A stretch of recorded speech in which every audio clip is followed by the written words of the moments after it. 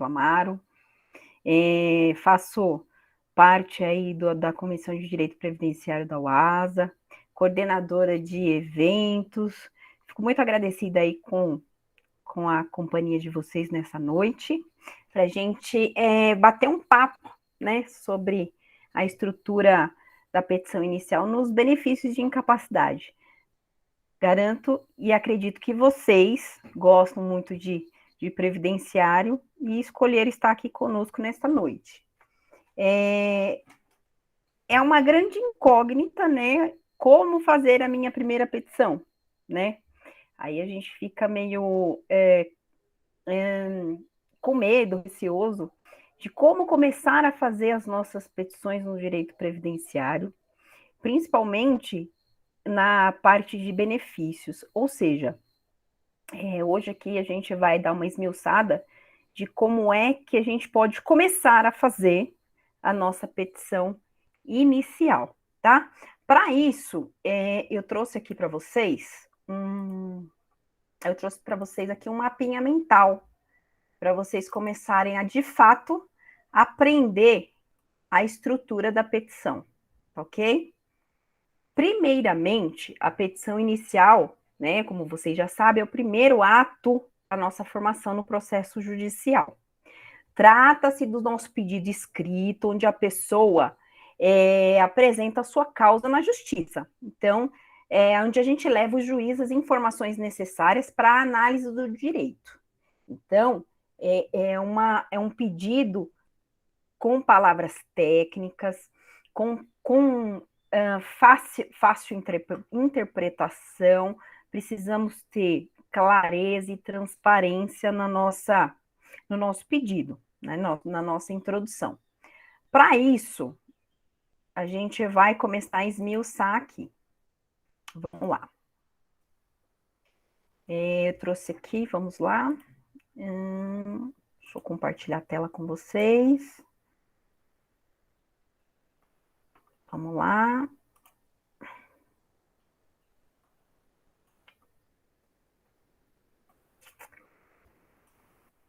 Estrutura da petição inicial, né? A gente vai indicar o juízo para onde remete a ação. Pois bem, no direito previdenciário, para onde que vamos endereçar esse nosso pedido? É isso que nós vamos aprender hoje. A estrutura vem indicar o juízo, qualificar as partes, expor os fatos e os argumentos jurídicos do pedido, realizar os pedidos com a sua especificação, apontar o valor da causa, que no direito previdenciário, por se tratar de benefício, é de caráter alimentar, e aí a gente tem um segredinho aí, tá? No valor da causa que a gente vai ver durante as nossas aulas. Nós vamos fazer a indicação de provas que pretendemos produzir e informar se tem interesse na audiência de conciliação. Ok? Então, vamos lá, pessoal. Onde é que a gente encontra isso? A gente vai encontrar isso no artigo 319 do CPC, lá no inciso.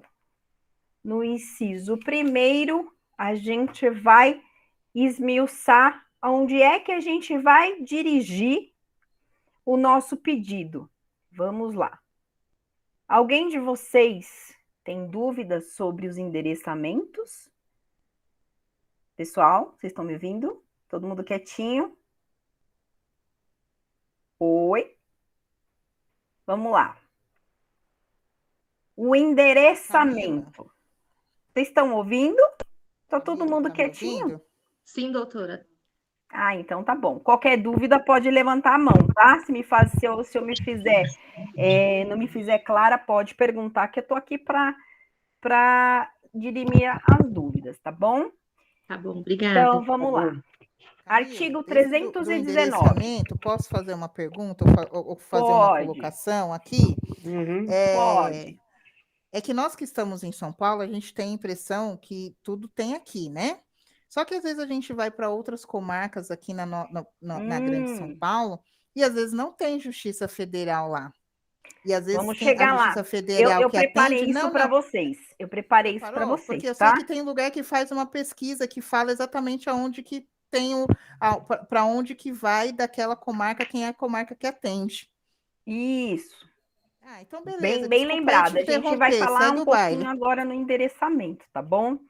Primeiramente, a gente vai falar um pouquinho da competência, na competência territorial, que na verdade, a gente vai sempre estar ingressando na Justiça Federal, em via de regra, Justiça Federal. Mas tem uma exceção. Nos benefícios de acidente de trabalho, a gente vai ajuizar na Justiça Estadual, tá ok? Então, vamos lá. Para quem nunca fez uma petição, como que eu vou fazer o endereçamento na Justiça Federal? Lembrando-se que na Justiça Federal a gente tem duas competências, que é do Juizado Especial Federal e Justiça Comum. Eu trouxe mais para a subseção de São Paulo. Existem outras subseções, TRF1, TRF2, a gente está falando aqui em São Paulo, TRF3.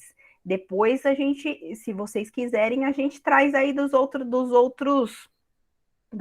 subseções, tudo bem?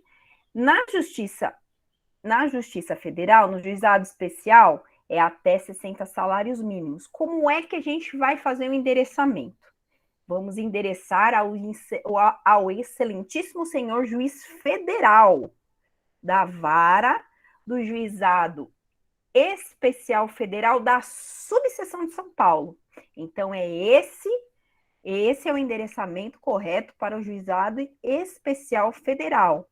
E na Justiça Comum? Justiça Comum é aqueles cujo valor é mais de 60 salários mínimos. Como que eu vou endereçar isso? Vamos lá. Excelentíssimo senhor doutor juiz de direito da vara federal, excelentíssimo senhor juiz federal da vara previdenciária da subseção de São Paulo. Vou aqui apresentar para vocês como que funciona. Mais um compartilhamento aí para vocês pegarem aqui, tá certo? Vocês estão vendo? Vocês estão vendo? Vocês estão vendo? Pessoal? Não, eu não tô vendo, doutora. Não tá aparecendo, não. Não, então vamos lá. Deixa eu aqui abrir para vocês aqui. Vamos lá. Olha aqui. Vocês estão conseguindo ver aqui minha flechinha? Sim. Então vamos lá. Competência territorial em via de regra, Justiça Federal. A exceção, Justiça Estadual. Justiça Estadual são para os benefícios de acidente de trabalho. Tá ok? Então, cujo valor é até 60 salários mínimos, Juizado Especial Federal. Mais de 60 salários mínimos, Justiça Comum. Vamos dar o exemplo? JEF, que é o famoso JEF. A gente tem esse apelidinho bem carinhoso ao Juizado Especial Federal. Os previdencialistas apelidaram carinhosamente de JEF. Então, vamos lá. Excelentíssimo senhor doutor juiz federal da vara do Juizado Especial Federal da subseção de São Paulo. Esse é o correto endereçamento para o Juizado Especial Federal. Na Justiça Comum, cujo o valor é de mais de 60 salários mínimos, voltando aqui, excelentíssimo senhor doutor juiz federal, tracinho, vara previdenciária da subseção de São Paulo.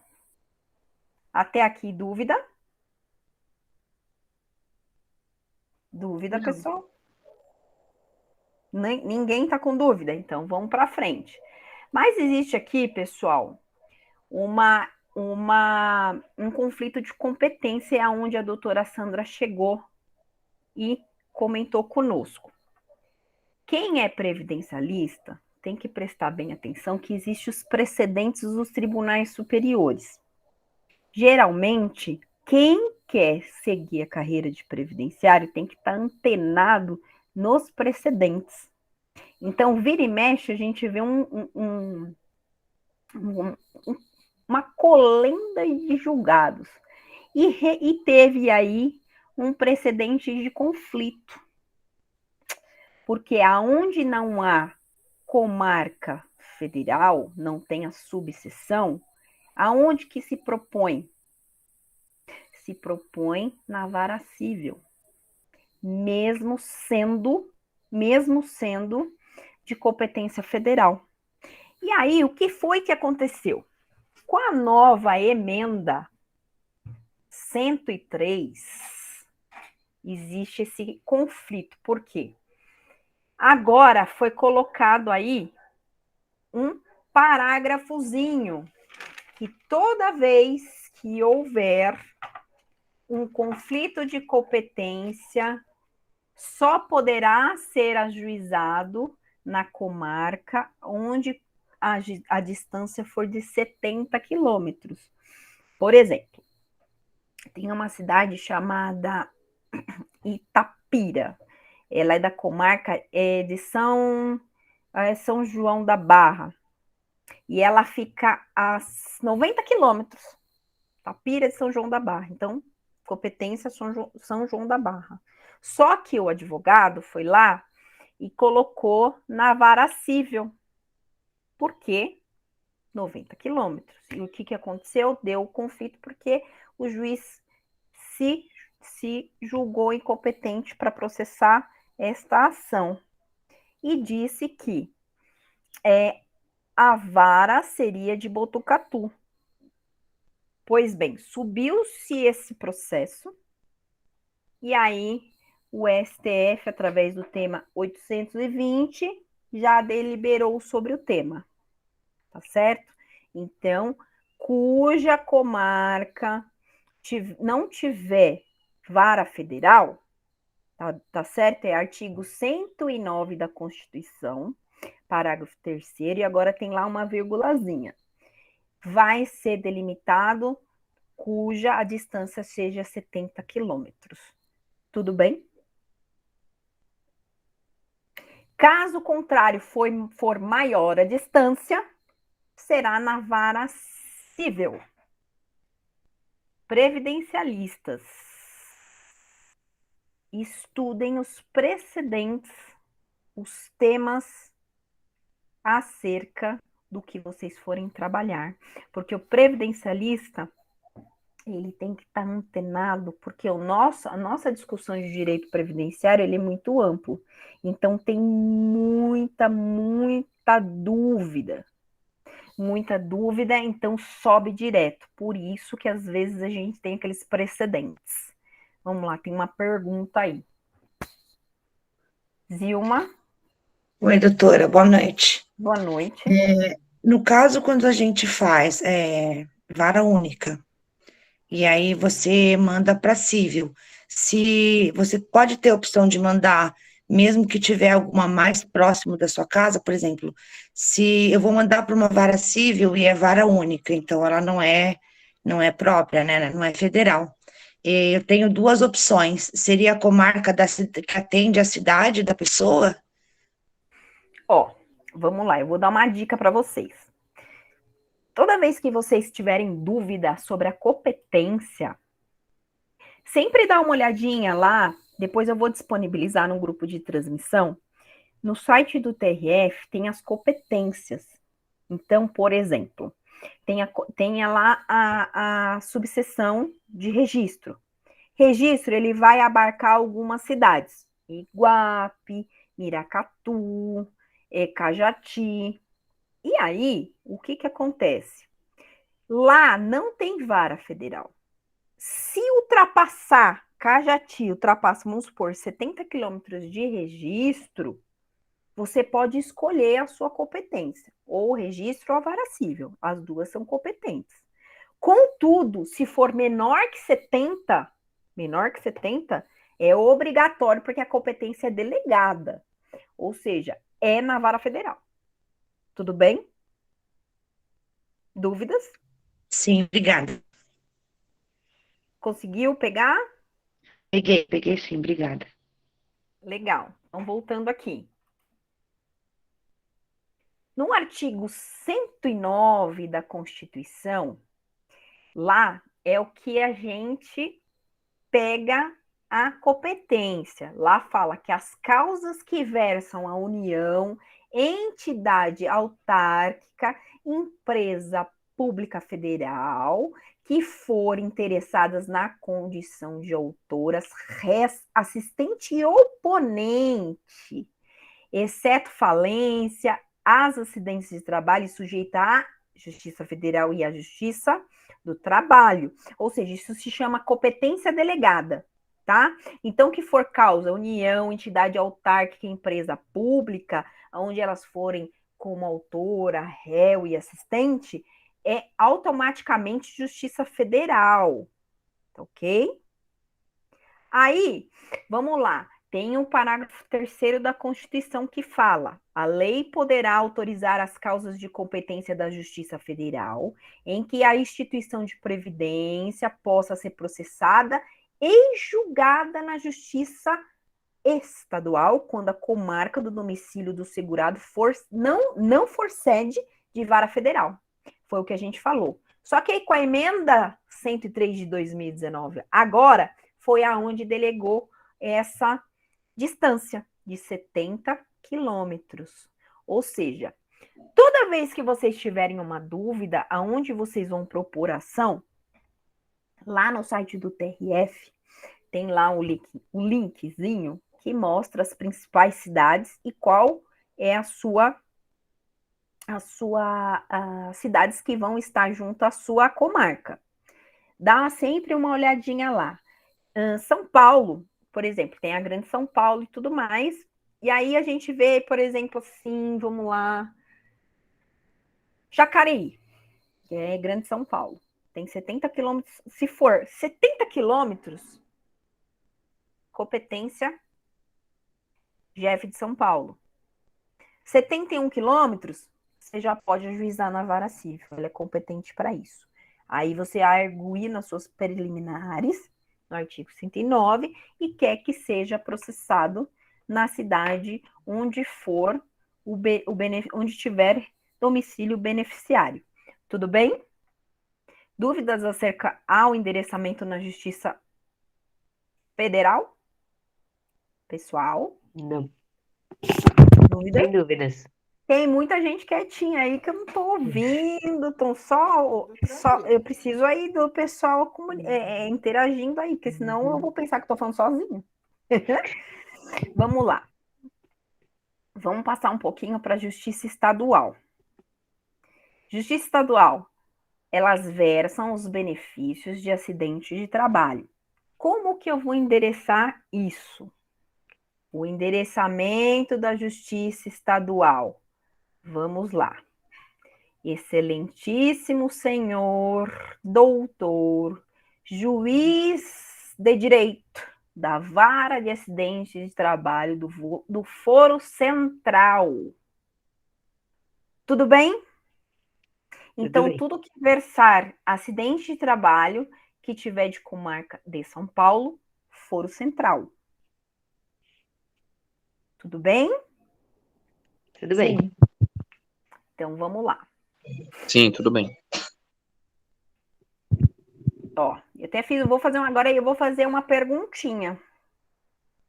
Eu vou fazer uma pergunta para vocês. Ó, nós falamos da Justiça Federal, falamos do acidente de trabalho, que ele é processado no acidente de trabalho, ele é processado no Foro Central. E aí? Aonde é que vai ser processado num caso de acidente de trabalho que for maior de 70 quilômetros? Alguém sabe me responder? Voltando. O segurado está a mais de 70 quilômetros em se tratando de acidente de trabalho. Aonde que vai ser processado esses autos?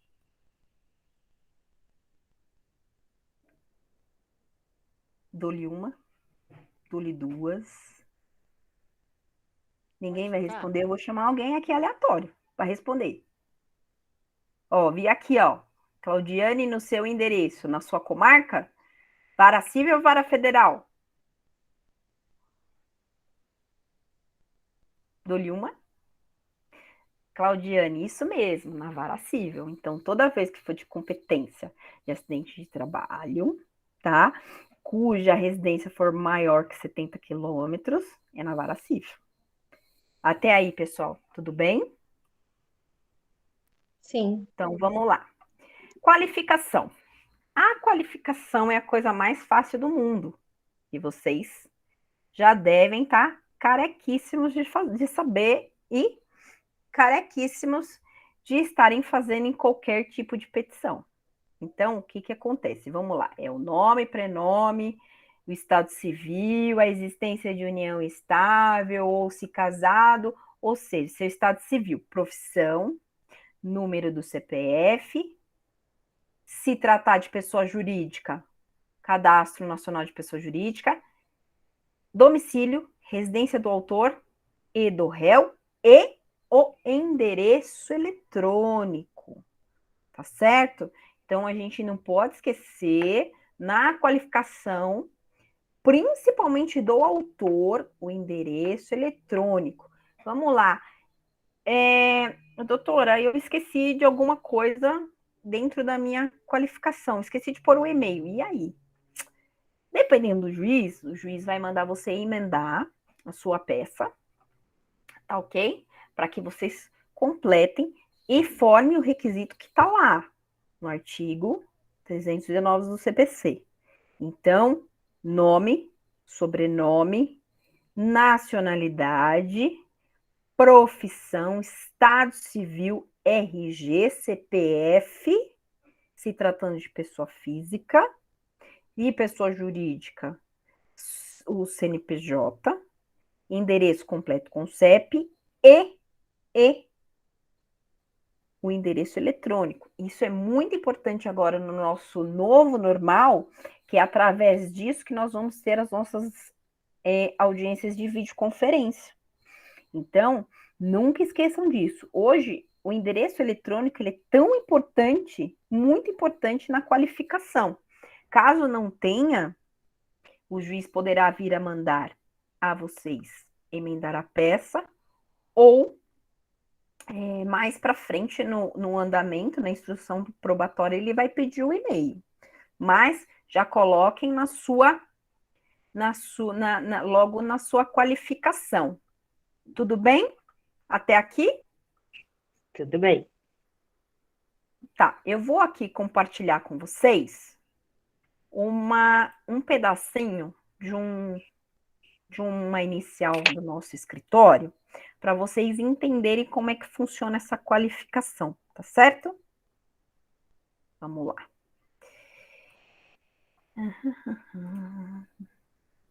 Vamos compartilhar. Ó, tá vendo aqui? Eu fiz aqui para vocês aqui um pedacinho da nossa, aqui da qualificação. Ó, Tício da Silva, brasileiro, ó, Estado Civil. Geralmente, quando nós entramos com o processo, sempre é porque nós demos entrada em algum requerimento. Geralmente, pode ser que sim, pode ser que não. Mas, como nós, como advogados, nós estamos atrás do quê? Da justiça gratuita, né? Então, aqueles que tiveram o seu benefício cessado, coloquem na profissão beneficiário do INSS, para o juiz entender que ele fazia parte dos quadros de beneficiário do INSS. Tudo bem? Se caso ele tiver numa ação de concessão, que no que ele teve logo de cara um indeferimento, aí você coloque a profissão dele entre parênteses, atualmente desempregado ou atualmente afastado do trabalho. Tudo bem?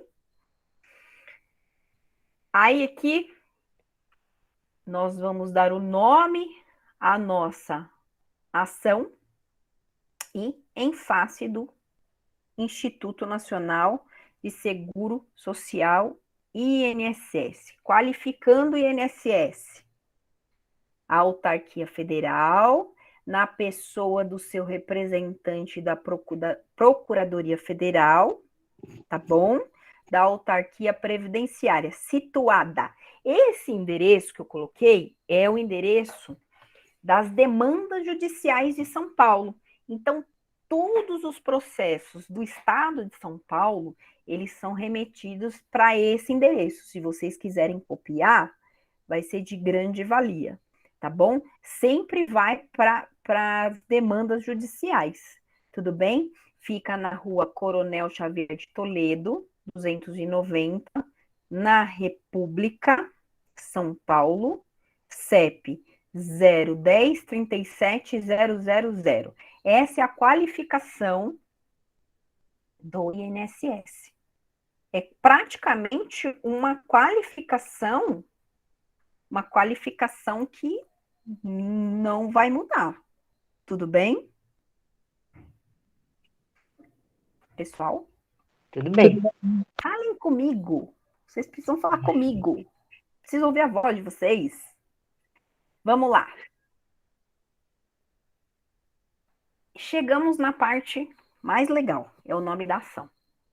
É aí que vocês vão prestar atenção, que é praticamente o que vai chamar a atenção do juiz. O que é esse introito? Qual que é o pedido principal? É uma ação de restabelecimento, é uma ação de manutenção, uma ação de concessão. Geralmente, nas ações de auxílio-doença, em que a pessoa esteve administrativamente, foi cessada, a ação sempre é de restabelecimento, manutenção de auxílio-doença. Aí eu vou falar uma dica para vocês. Sempre cumulem o pedido com a aposentadoria por invalidez, porque uma coisa puxa a outra. Ai, doutora, na Justiça Estadual também? Também. Nos acidentes de trabalho? Também. E na Justiça Estadual, vocês vão acumular também com um pedido de auxílio acidente. Toda vez que vier e for advindo de acidente de trabalho, estava no auxílio-doença, cumula com aposentadoria por invalidez ou auxílio-acidente. Tudo bem? Porque se no laudo pericial for detectado que ele não tem a incapacidade para auxílio-doença e sim para aposentadoria, você fez o seu pedido ali, tá? Não fez o pedido da improcedência. Então tem que prestar atenção.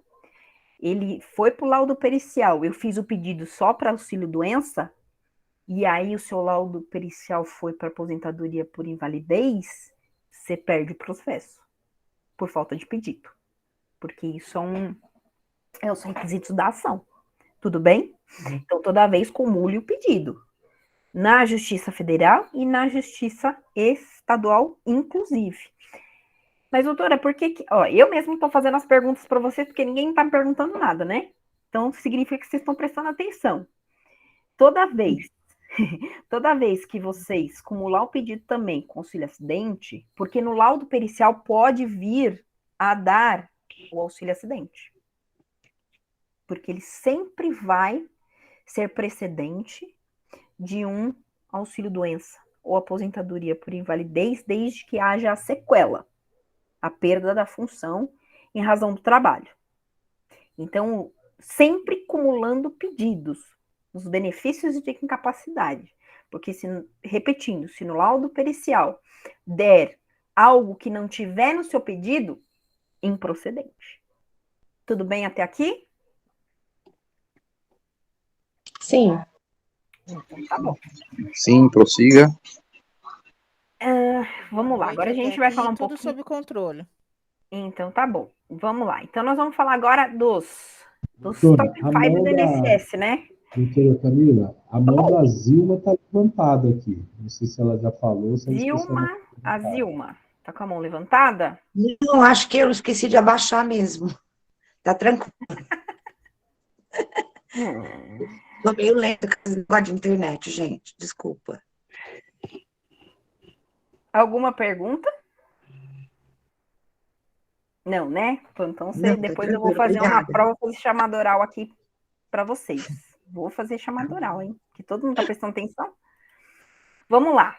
Vamos falar um pouquinho do top 5 aí das ações do INSS de benefícios de incapacidade. Quais são?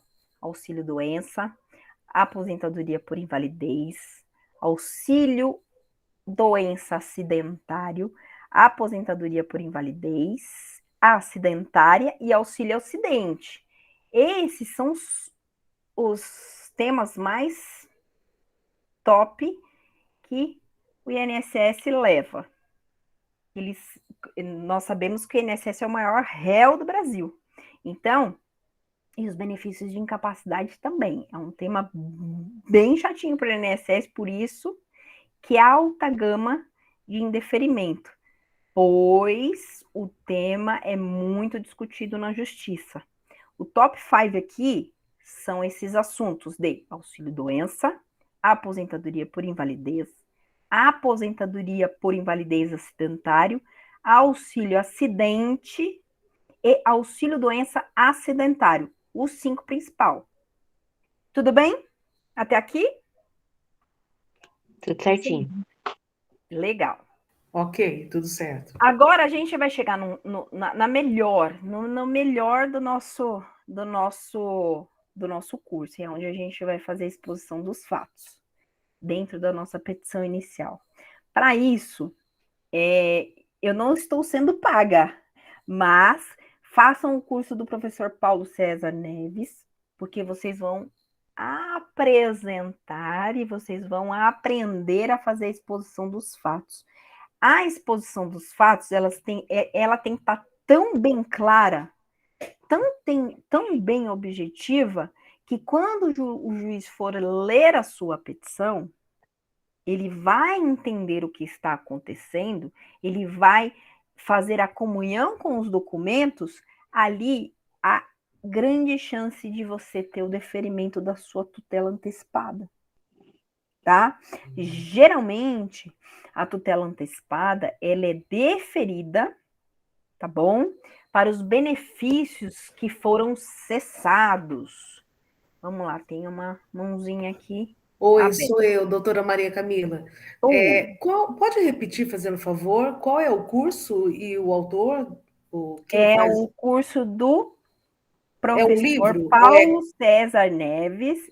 Assim, saindo do meu, é o próximo, que é de redação jurídica. Ah, Ela certo. tem muito a ver com as petições de todas as matérias do direito civil, direito penal, administrativo, requerimentos dentro do INSS, é muito importante. É a gente fazer a exposição dos fatos, tá bom? Ok, obrigada. Vamos lá. Como que nós vamos fazer a nossa exposição dos fatos na nossa petição? Lembre-se, linguagem técnica simples, narrativa objetiva e clara. Pois bem, como é que eu trago isso para o nosso direito previdenciário? Gente, na hora da gente montar a nossa petição, o que nós temos que levar em conta? Nós vamos fazer o quê? Nós vamos contar um pouquinho a história do nosso cliente. Vamos pegar aqui um exemplo de um cliente que sofre de uma doença psiquiátrica. Então, vamos lá. Vamos mencionar que ele é segurado do INSS, põe-se o número do seu PIS, bonitinho, fez a perícia administrativa sobre o número tal, se deferido quanto tempo ele ficou, se indeferido, nós precisamos colocar as causas do indeferimento na esfera administrativa, devemos escrever a enfermidade, principalmente com o CID-10, que quando nós vamos montar o processo do nosso cliente, que a gente vai ver o laudo, a gente vê lá o CID. Então, mencionar o CID-10 na nossa petição. Por mais que esteja no laudo, porque geralmente o médico coloca lá CID-M tal, M54, que é mais na parte de coluna. Nós, na nossa petição, a gente tem que colocar o CID-10 e descrever a enfermidade. Principalmente, a gente precisa dar uma salientada nos tópicos do laudo. Tá certo? Eu vou trazer para vocês aqui mais um recorte de como a gente monta essa parte dos fatos. Mencionar principalmente o nome do médico. Tá certo? Vou trazer aqui para vocês como é que a gente faz.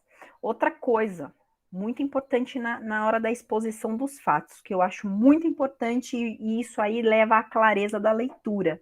Vocês podem abrir tópicos.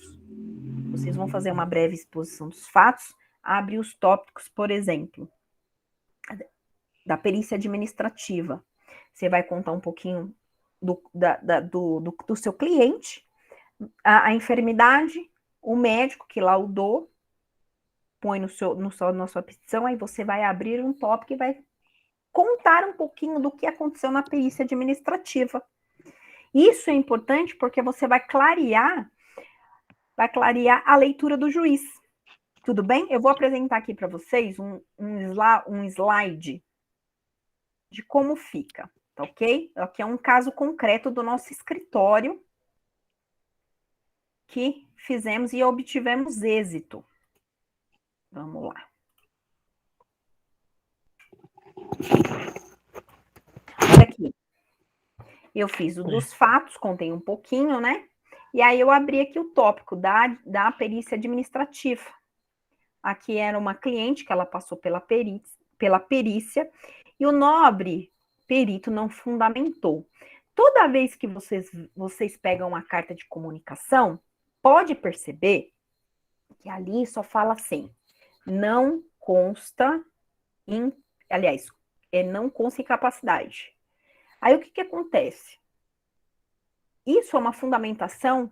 Não, não é uma fundamentação.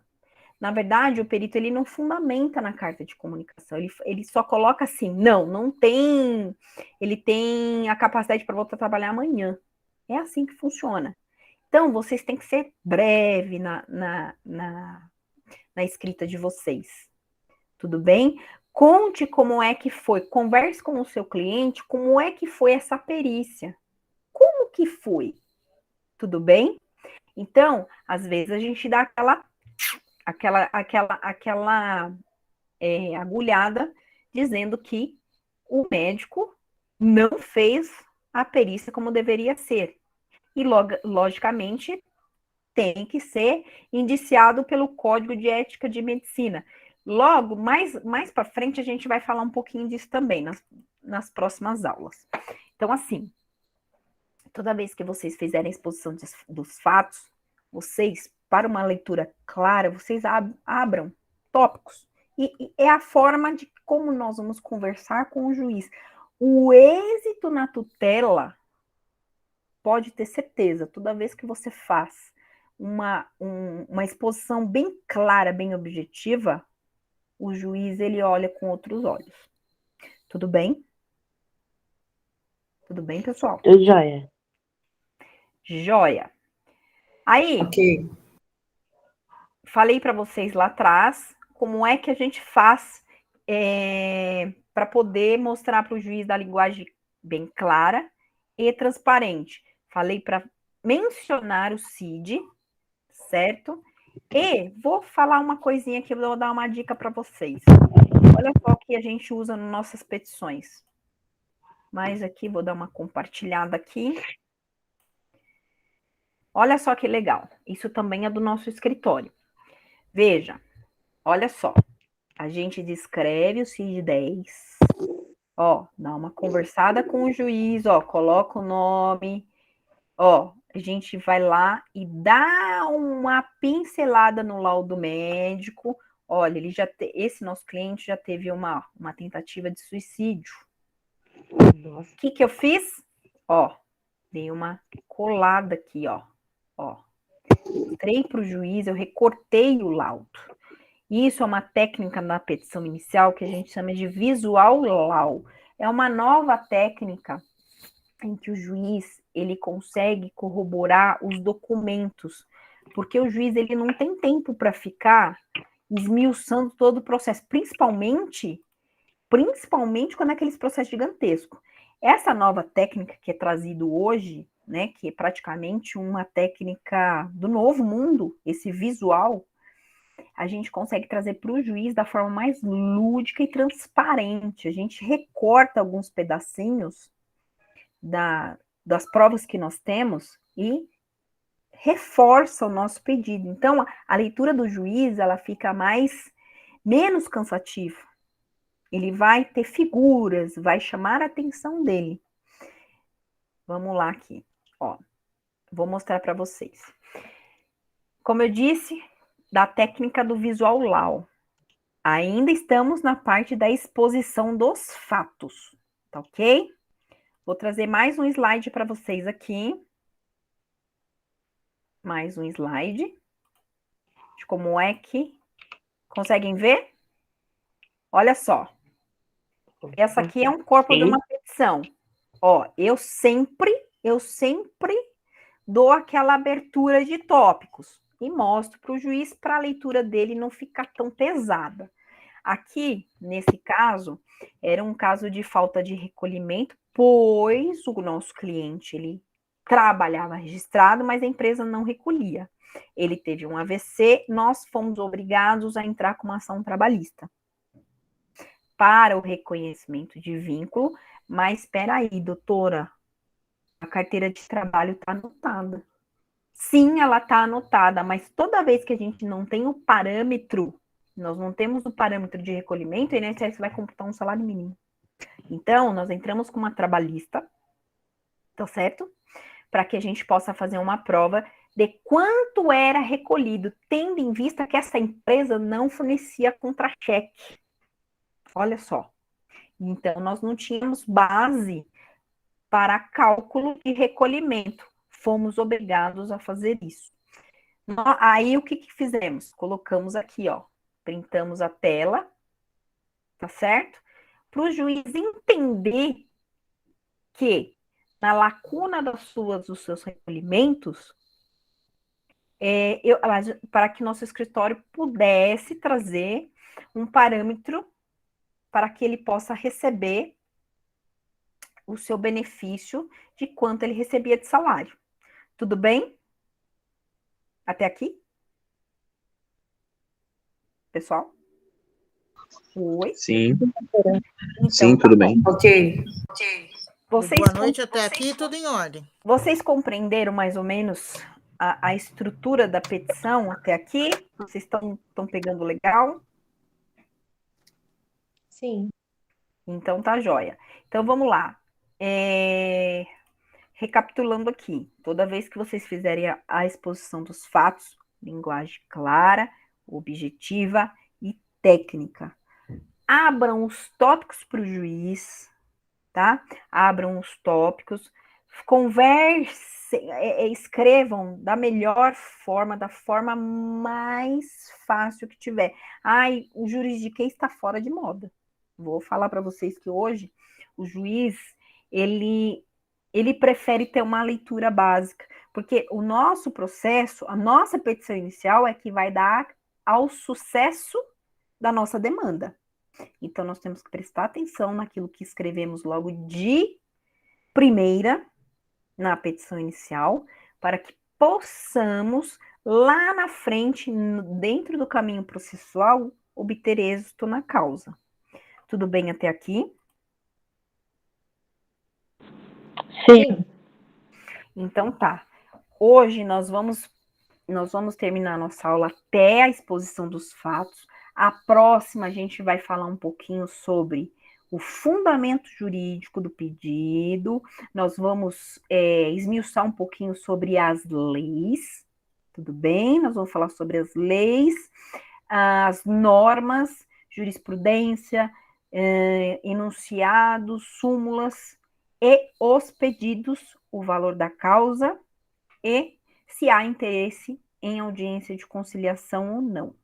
Tudo bem? Então, por aqui nós encerramos por hoje. Faço o convite para vocês fazerem o curso do professor Paulo César Neves, para que vocês comecem a aprender a ter uma linguagem mais clara. Não fiquem com medo de propor a primeira petição, não sei como fazer. Gente, é muito simples. Depois eu vou compartilhar com vocês esse esqueminha, esse esqueleto da petição inicial. É muito simples. Uma outra coisa, a petição inicial, ela é de caráter particular. É a forma que você vai aprender a conversar com o juiz. Quem nunca pegou uma petição da internet? Quem nunca? Eu já peguei. Só que, quando você for pegar a sua petição da internet, você não vai fazer aquela cópia fiel. Não, você vai começar a colocar as suas particularidades. É aí que devemos prestar atenção para dar o nosso toque, o nosso toque particular, tá? E aí, com isso, vocês vão aprendendo a decifrar, a deslanchar qualquer tipo de petição na área previdenciária. Tá ok? Dúvidas? Dúvidas, traumas e questionamentos. Eu acho que vocês estão com trauma, né? E ninguém fala. Não, a gente está pensando, na verdade, que vai ficar para a próxima aula as dúvidas. Agora a gente começa a oxigenar tudo que você falou. Foram muitas informações importantes. Acho que fica na aula passada para a próxima aula, na verdade, a gente Próxima fala aula. das Mas se dúvidas. tiver alguma dúvida aqui, gente, né, para ir embora com dúvida, não, viu? E ó, eu vou disponibilizar meu contato para, se vocês tiverem alguma dúvida acerca de como montar a petição, eu poder estar dando uma assessoria para vocês, tá bom? Ai, obrigada, doutora. Muito Outra obrigada. coisa também, ó, para vocês que ficarem até o último dia do curso, eu vou fazer um sorteio. Vocês devem conhecer a instituição A Jurídica. É uma instituição maravilhosa. Ela traz conteúdos previdenciários riquíssimos, riquíssimos. E fechamos uma parceria aqui. Para quem continuar aqui com a gente vai sortear um curso na faixa, para vocês escolherem lá um cursinho de especialização, tá bom? Mas só para quem ficar até o final. Quem sair antes não ganha. Tá certo? Obrigada, doutora. Obrigada. Olha, pessoal, obrigada. Desculpa alguma coisa.